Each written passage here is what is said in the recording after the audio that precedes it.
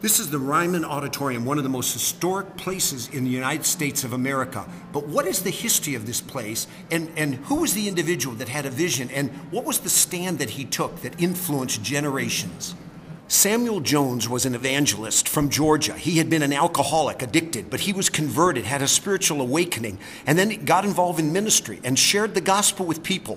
When he came to Nashville, he reached out to a man named Thomas Ryman.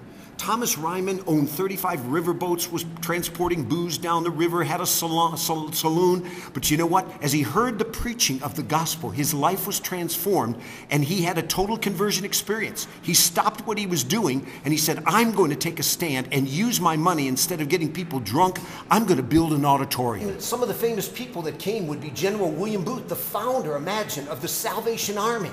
And then Reverend Dwight L. Moody, the great evangelist and publisher. And then a man that was the forerunner of Billy Graham, Billy Sunday, a baseball player that was converted. They all preached to the masses, and multitudes of lives were transformed as a result of an auditorium built by Mr. Ryman where the gospel could go forth. It was called Ryman Auditorium. Other individuals came, not just ministers, but how about Booker T. Washington, a man born into slavery that is a legend in our day in terms of education in our nation. Others that came was President William Howard Taft, Helen Keller, the remarkable teacher who was blind and influenced her generation. The great actor Charles Chaplin came to Ryman Auditorium. The famous magician Harry Houdini performed stunts and all kinds of feats at Ryman Auditorium. Actors and actresses came. Actress Katharine Hepburn, famous comedian Bob Hope. Even Elvis Presley came here to Ryman Auditorium. Johnny Cash and Bob Dylan. Multitudes of musicians and singers have all come to Ryman Auditorium. Thomas Ryman, imagine in the late 1800s, as a result of one man taking a stand, saw an auditorium built that has influenced our nation and is a historic site. This man had a vision. It's been said, if you don't stand for something, you'll fall for anything. This man stood for something in his day, and it was unpopular. How about individuals in our day, and how about you? Let's think of a few people. How about Kurt Warner? Recently, Kurt Warner, the famous football player, retired after 12 years. Here's a guy that was in a store loading on stock. Then he went into the Arena Football League, the now defunct Europe Football League. But then he was picked up by the NFL, and he took a team to the Super Bowl. He won 2 MVPs. And when he retired, this is the man that, imagine, over the last 25 years, when they put quarterbacks in the Hall of Fame, this is the guy that actually had the most yardage, the fastest. But Kurt Warner is not just good on the football field. He's a father with 7 children. And after he won the Super Bowl years ago, he was asked, well, what do you make of this play? And he said, before I say anything, I want to say this. I want to thank my Lord and Savior, Jesus Christ. Kurt Warner took a stand. He was not willing to just, be a quiet Christian. He wanted to be a bold believer. How about Tim Tebow?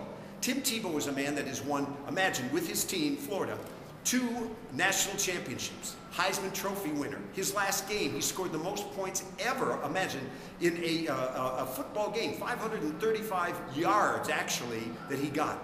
Tim Tebow has been on the cover of Sports Illustrated, but also Tim Tebow, during a recent Super Bowl, stood there with his mother and took a stand for the sanctity of life. His mother had had 4 or 5 miscarriages. A doctor said, why don't you have an abortion? But she said no. And as a result of that, a baby was born, Tim Tebow. Imagine, Tim said, I want to celebrate life. He took a stand. How about this? There's a guy by the name of Giovanni Palatucci. You probably say, who is that guy? Well, this is the Italian Schindler. Schindler's List, you know, Schindler was a doctor that actually preserved the lives of multitudes during the Nazi Holocaust. Well, in Italy, Mr. Giovanni Palatucci took a stand.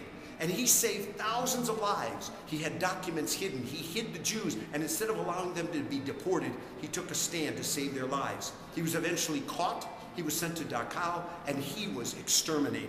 But he stood for something. What about you?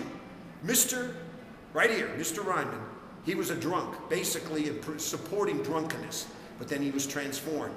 Kurt Warner, Tim Tebow, Mr. Palatucci. Throughout history, there are individuals that take a stand.